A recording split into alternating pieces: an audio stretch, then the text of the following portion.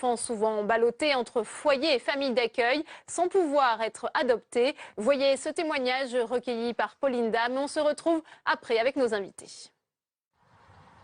Certains enfants ne grandissent pas comme les autres. C'est le cas de Lies, 20 ans. C'est la première photo de moi que j'ai eue petit. C'est une belle photo, un beau signifiant pour un début de vie.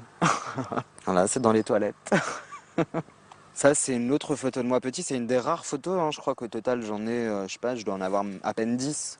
Moi, j'ai été placé à la naissance parce que ma mère a eu, et a toujours d'ailleurs, des problèmes de santé d'ordre psychiatrique. Mon père, je ne le connais pas, je ne sais pas qui il est. Ballotté de foyer en famille d'accueil, il connaît des violences et des maltraitances dont il témoigne dans son livre. Donc ça se traduisait par des coups, ça se traduisait par des insultes verbales, ça se traduisait par le fait, par des rabaissements aussi. Moi, je dormais quand même sur un morceau de polystyrène. Pourtant, tout aurait pu être différent. Car avant l'enfer des foyers, Lies a connu l'amour d'une famille jusqu'à ses 4 ans. Celle-ci, c'est une photo avec Denise, ma première famille d'accueil. Elle m'a apporté tout ce dont un enfant avait besoin, hein, pour grandir et se développer. Mais un jour, sa famille d'accueil décide de s'installer dans le sud de la France. L'aide sociale à l'enfance refuse qu'il la rejoigne, car sa mère, qui détient toujours l'autorité parentale, habite à Paris. Hé, ça va? Et toi? Ça fait longtemps. Aujourd'hui, il vient lui rendre visite à Narbonne. 6 mois qu'ils ne s'étaient pas vus, et pourtant, toujours autant d'émotions dans les retrouvailles. N'importe quoi. Elle te va? Tu es d'accord? Oui, je suis d'accord. Après, je retaille, je recoupe, tu vois. En plus, j'étais prête à le ramener à Paris une fois par mois pour qu'il voie sa mère. Il n'y avait jamais été question de le couper de sa mère. Mais c'est des dossiers qu'on ne peut pas discuter. Vous ne pouvez pas discuter. À force de combat, elle réussit à obtenir des droits de visite ponctuels. Lies est autorisée à passer des vacances chez Denise, un rayon de soleil dans un quotidien bien sombre. Celle-là, elle est... Ouais, ah oui, celle-là, je me rappelle. Et ça, bah, c'est Monique et Paul qui l'avaient faite à Saint-Nice. Hein. Tu regardais, je sais pas quoi, le chat ou la télé. C'est typique de ce métier de famille d'accueil. Et c'est pas d'être parent sans être parent, mais c'est de pas s'attacher trop aux enfants parce qu'on est supposé vous les prendre n'importe quand. Mais même si on est supposé vous les prendre n'importe quand, vous ne pouvez pas ne pas vous y attacher. Enfin, moi, je ne vois pas comment on peut faire. Hein. Depuis 1986, c'est au département de gérer l'ASE, l'aide sociale à l'enfance. Aujourd'hui, près de 150 000 enfants sont placés en foyer ou famille d'accueil. Comme Lies, ils sont des milliers à pouvoir faire l'objet d'une adoption.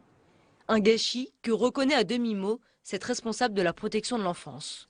Pour les enfants dont les parents sont effectivement, ces parents qu'on peut dire toxiques, bien effectivement, le risque que nous avons à privilégier le maintien de ce lien familial, eh bien, c'est au prix d'aller-retour et au prix d'enfants qui ne vont pas bien. C'est un choix de société. Hein. Replacer l'enfant au cœur du dispositif, c'est l'objectif de la proposition de loi de Michel Meunier. Le texte prévoit notamment de faciliter l'adoption des enfants placés. Il y a un quart de la population de personnes sans domicile fixe qui sortent des services de l'aide sociale à l'enfance. Donc moi, je préfère que cet enfant soit adopté avec un parcours et un cadre sécurisé qui ensuite lui permettent aussi de créer des liens sociaux, familiaux. Aujourd'hui, Lies est sorti d'affaires. De son histoire, il en a fait un combat et a décidé de créer une association pour défendre et porter la voix des enfants placés.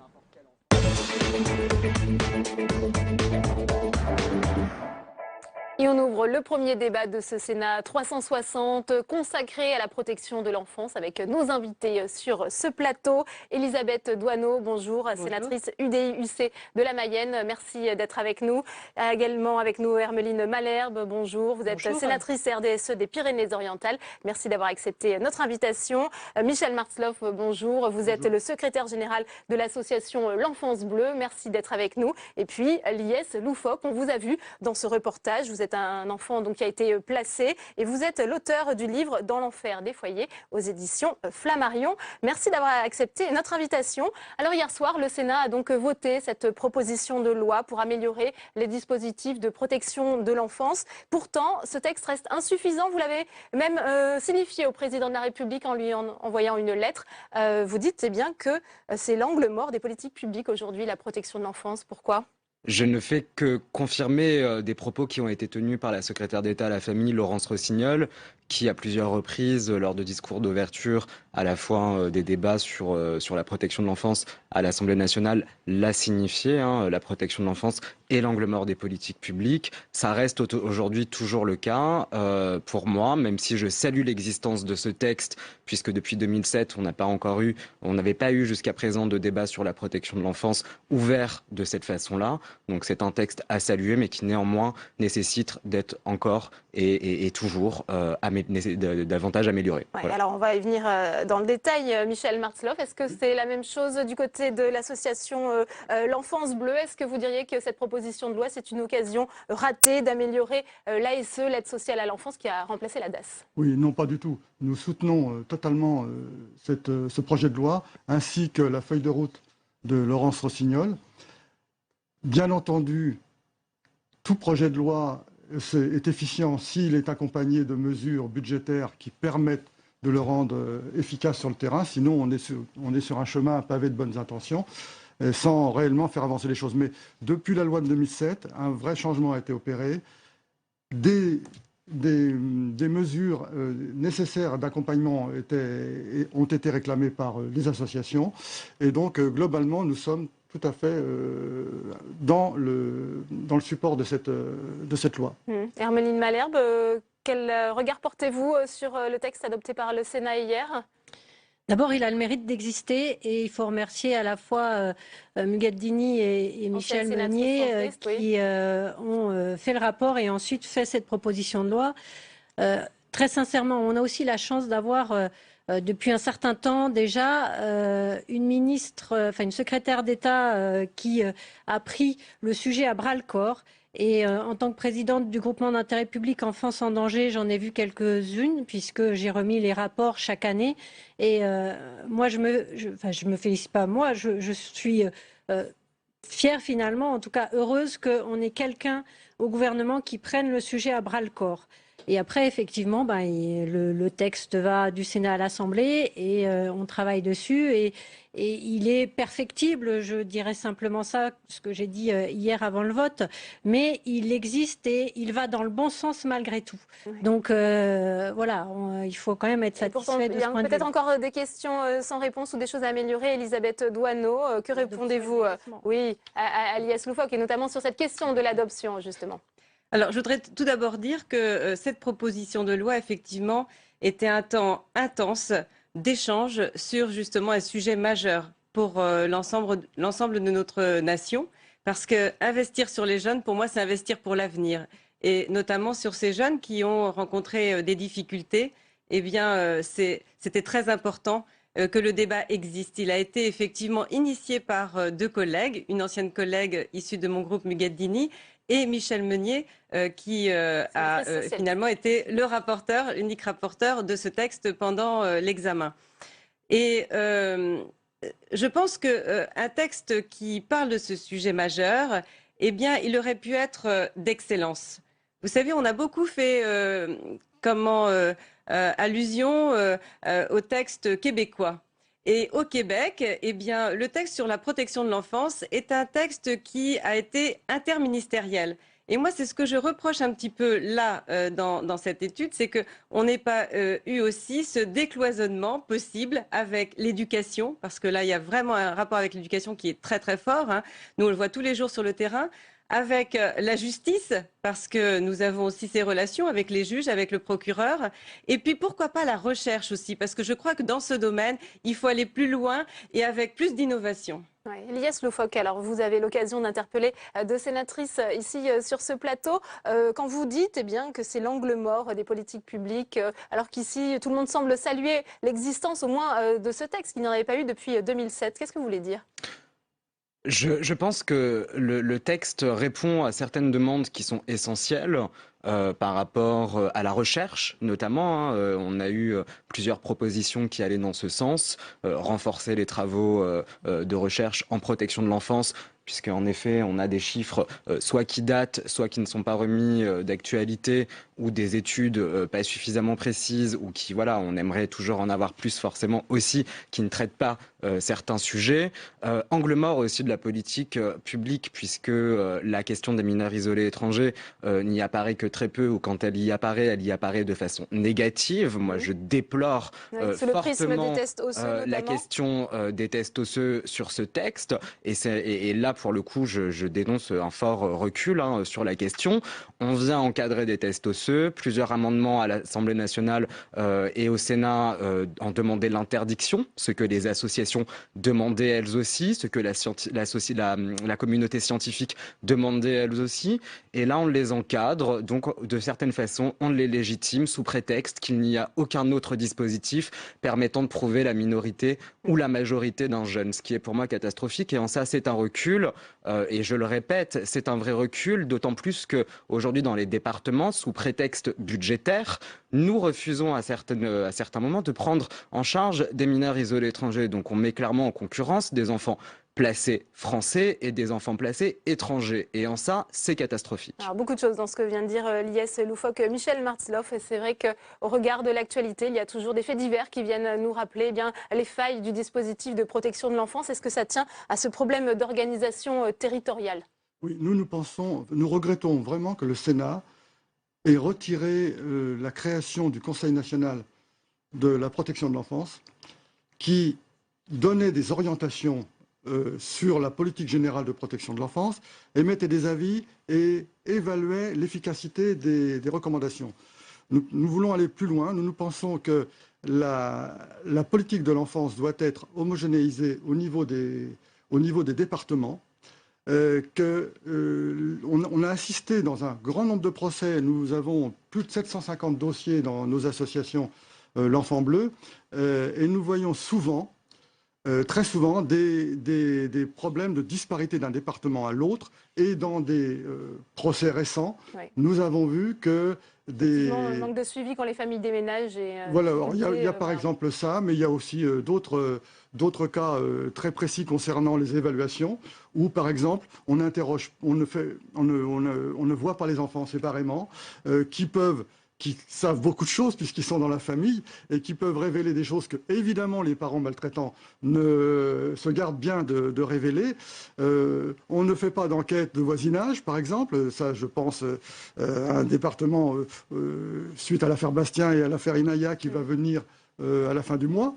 C'est quand même très regrettable parce que si on avait eu des procédures qui soient les mêmes du nord de la France, de la Mayenne ou des Pyrénées-Orientales. C'est le contraire. Bon, d'accord. C'est le contraire. Elisabeth, que répondez-vous justement alors à Michel Martzloff? C'est vrai que l'information doit mieux circuler entre les acteurs. Vous évoquiez ce problème de cloisonnement, des procédures trop lourdes qui conduisent à des faits divers. On a parlé de Bastien, on se souvient également de la petite Marina. Pour s'occuper de la protection de l'enfance, moi ce que je veux, c'est la perfection. On n'a pas le droit de répondre à un problème de maltraitance, à un problème de violence, sans aller vers justement cette capacité à pouvoir donner la meilleure réponse. Dans mon département, c'est vrai, je suppose que dans les Pyrénées-Orientales, c'est un peu la même chose. Dans d'autres départements, ça l'est moins. Mais en quoi un conseil national peut apporter cette réponse? Surtout la création, parce qu'il existe l'ONED qui va être transformé aujourd'hui en observatoire national de la protection de l'enfance. Pourquoi pas élargir ses missions et lui donner justement cette capacité? Il aura d'une part les statistiques et il aura les moyens d'agir. Parce qu'il ne faut pas se bercer d'illusions. Il remplace deux organismes qui ne se réunissaient pas, qui ne se rencontraient pas, qui n'unissaient pas finalement, qui n'étaient pas un lieu d'échange. Et donc, vous savez qu'aujourd'hui, il y a beaucoup d'organismes comme ça qu'on crée pour justement penser apporter une réponse valable. Et finalement, au bout du compte, personne ne se réunit. Il existe l'ONED qui va être transformé. Donnons-lui des missions et essayons de lui donner justement ce dynamisme. Oui. Ça, c'est la première réponse. Sur les parcours, c'est vrai que le projet pour l'enfant, voilà la chose importante aussi à inscrire dans le marbre, parce que ce projet pour l'enfant, il doit s'écrire collectivement et avec les principaux intéressés, bien sûr. Mais aujourd'hui, face à la multiplicité des informations préoccupantes, ce qu'il faut surtout, c'est donner les moyens aux départements parce que les départements sont exsangues de moyens, parce que nous avons toutes les politiques sociales, nous sommes le tiroir caisse de l'État, c'est-à-dire que nous devons payer l'APA, nous devons payer la PCH, nous devons assurer toutes les politiques sociales de proximité. Et aujourd'hui, des départements sont en difficulté. Alors, Herméline Malherbe, et puis après on fera réagir Liès Loufoque. Est-ce qu'on vient d'entendre sur ce plateau? Alors, moi, je ne comptais pas intervenir sur la difficulté financière des départements parce que je constate aujourd'hui que la majorité sénatoriale le découvre alors que c'est depuis 2004 qu'il y a des problèmes d'ajustement entre les compétences qui ont été transférées et l'argent qui devait aller avec. Et entre 2007 et 2012, on n'a jamais eu une oreille tendue et on n'a jamais réussi à avoir personne au gouvernement sur ce sujet-là. Depuis 2012, on arrive à voir les responsables gouvernementaux sur ce sujet-là, mais c'est un sujet qui concerne l'ADF et le congrès de l'ADF, il commence aujourd'hui et il se poursuit demain et après-demain. Donc je ne veux pas en dire plus, je veux qu'on revienne spécifiquement sur la protection de l'enfance, puisque vous parlez effectivement de l'Observatoire national de l'enfance en danger qui se transforme désormais en l'Observatoire national de protection de l'enfance. C'est un service de recherche et de statistiques dans le cadre d'une structure qui est un groupement d'intérêt public, Enfance en danger, où il y a aussi le SNATED, donc le 119, le numéro d'urgence. Et dans ce cadre-là, les statuts actuels font qu'on a une parité entre les services de l'État et les services de département et quelques représentants d'associations nationales. Ce que voulait la ministre avec le CNPE, c'est avoir l'ensemble des acteurs autour de la table, y compris, donc bien sûr, les représentants des associations, mais les représentants des professionnels de l'aide sociale à l'enfance ou de la protection de l'enfance de façon générale, des représentants, j'allais dire, des usagers, et je mets des guillemets, en tout cas des jeunes qui ont pu avoir un parcours en protection de l'enfance. Et c'est ça qui est un plus par rapport à ce que fait l'ONED aujourd'hui. Donc, mais rien ne voilà, enfin, pour moi, il y avait vraiment une raison importante à faire cela, parce que c'est pas le même discours. Finalement, les débats aussi un peu rapidement. Juste un exemple, parce que je l'ai fait dans le département pour l'Observatoire des violences faites aux femmes. On a consulté ces femmes victimes de violences et elles nous ont fait changer notre manière de voir les choses par rapport à comment on aborde les femmes. Donc c'est important d'avoir ceux qui ont vécu les choses pour nous dire aussi, nous renvoyer vers ce qu'on peut faire et comment on peut le faire. Oui, qu'est-ce que vous pensez de ce débat? Est-ce qu'on n'a pas l'impression finalement que l'intérêt de l'enfant est un peu oublié dans fondamentalement sur la question aussi eh bien, des fonds et des moyens des départements? Fondamentalement, sur la question du Conseil national de la protection de l'enfance, moi j'y suis pas opposé, puisque comme Madame Malherbe le disait, ça permettait de mettre tous les professionnels autour de la table et d'avoir aussi une réflexion commune et conjointe sur des pratiques, sur des politiques qui touchent à la protection de l'enfance. En revanche, moi ce que je regrette sur la question du Conseil national de la protection de l'enfance, c'est son renvoi au décret. Aujourd'hui, on a encore un manque de visibilité sur le devenir de cette instance. On n'a pas suffisamment de précision sur les différentes personnes, les différentes catégories associatives, professionnelles, etc., qui y siégeront. Moi, j'avais demandé, et ce depuis le départ, à Madame la ministre Laurence Rossignol, d'intégrer dans ce Conseil national de la protection de l'enfance, comme l'a dit Madame Malherbe, des anciens de l'ASE, comme on les appelle. Pour le moment, voilà, ça ne figure pas dans la loi et c'est bien dommage. Ouais. En ce qui concerne tout ce qui touche à cette législation, on parle en effet du Conseil national de la protection de l'enfance, on ne reviendra pas sur les budgets des départements, on sait qu'ils sont en baisse, on sait que c'est peut-être pas suffisant aujourd'hui pour mener des politiques correctes, c'est une évidence. En revanche, on avait proposé à l'occasion de la concertation nationale avec Laurence Rossignol et pour le coup de l'inscrire dans la législation de facto, même si on le voit et on l'a vu dans les débats, le fonctionnement des départements, le principe même de la libre administration des départements a posé de gros problèmes. Mais moi, j'avais proposé de créer et d'obliger la création d'instances de contrôle. Parce que je le rappelle, en 2006, le rapport de la Cour des comptes nous expliquait que en protection de l'enfance et dans les structures de la protection de l'enfance, il y avait seulement un contrôle des finances tous les 26 ans. Donc oui, on manque d'argent, mais l'argent va où ? Ouais. Qui contrôle l'argent public qui touche à la protection de l'enfance? J'aimerais le savoir. Oui, Michel Martzloff, peut-être, en réponse à ce que vient de dire Liès Loufoque. Côté nous pensons que non seulement le Conseil national de la protection de l'enfance est une mesure que nous recommandons, mais nous allons beaucoup plus loin en disant que ces préconisations doivent s'imposer au département pour uniformiser les politiques les définitions des différents métiers, les protocoles à adopter face à telle ou telle situation dans une famille.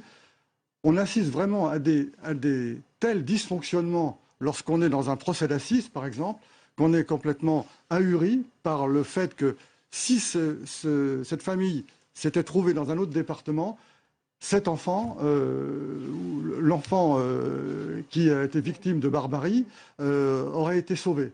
Donc on se dit, il faut arrêter, quoi. C'est bien de décentraliser, c'est parfait de rapprocher les institutions des familles. C'est une excellente idée, nous la soutenons, mais de grâce, définissons des protocoles qui sont communs à tous les départements. Oui, très rapidement la réaction des deux sénatrices. Oui. C'est terrible ce que vient de décrire Michel Martineau. Oui, ce que j'ai rappelé pendant l'examen de la proposition de loi, c'est qu'il existe un outil national pour justement vérifier que les choses sont bien exécutées. C'est l'IGAS, c'est l'Inspection générale des affaires sociales. Et pour nous, dans notre département, ça a été un levier de changement. Parce qu'il faut avouer que changer ces pratiques pour un personnel qui est habitué à travailler d'une certaine façon, c'est pas toujours facile. Et nous, en fait, on a profité de cette inspection pour justement aller vers un mode de fonctionnement qui puisse favoriser l'écriture du projet pour l'enfant, de nous organiser sur le terrain pour mieux écouter l'ensemble des acteurs. Et je pense qu'aujourd'hui, il faut donner les moyens à l'État, donc à l'IGAS, d'intervenir beaucoup plus souvent. Hermeline Malherbe, ces dysfonctionnements, il y en aura encore, ou est-ce que cette proposition de loi... J'espère qu'il y en aura de moins en moins, et j'espère surtout que la loi va nous aider à ce qu'il y en ait de moins en moins. Mais au-delà du contrôle, qui est une chose qui peut intervenir à un moment donné, on a quand même tout ce travail qui peut nous donner un peu d'espoir, parce qu'il faut aussi dire quand il y a quelques perspectives d'amélioration, grâce justement au groupement d'intérêt public Enfance en danger et ce que fait l'ONED, parce que comme on renvoie les recueils d'informations préoccupantes, etc., on peut de mieux en mieux faire des comparaisons, et de plus en plus les élus eux-mêmes viennent siéger dans cette instance, et ça pour moi c'est une bonne chose, parce que quand c'est l'élu qui vient au-delà bien sûr des services, eh bien, ça veut dire qu'il y a un intérêt particulier qui va porter les choses, et c'est vrai que dans l'ensemble de nos départements, quand l'élu en charge de la protection de l'enfance peut le porter et avoir l'oreille du président ou de la présidente, eh bien c'est toujours plus facile d'organiser les choses. Eh bien, merci. On va finir par ce message d'espoir. Alors, merci à tous les quatre d'avoir été les invités de ce Sénat 360. Je vous le disais en titre, Marisol Touraine, la ministre de la Santé, est entendue par les sénateurs sur le projet de loi de financement de la sécurité sociale, dont l'examen commence en séance lundi 9 novembre. Je vous propose tout de suite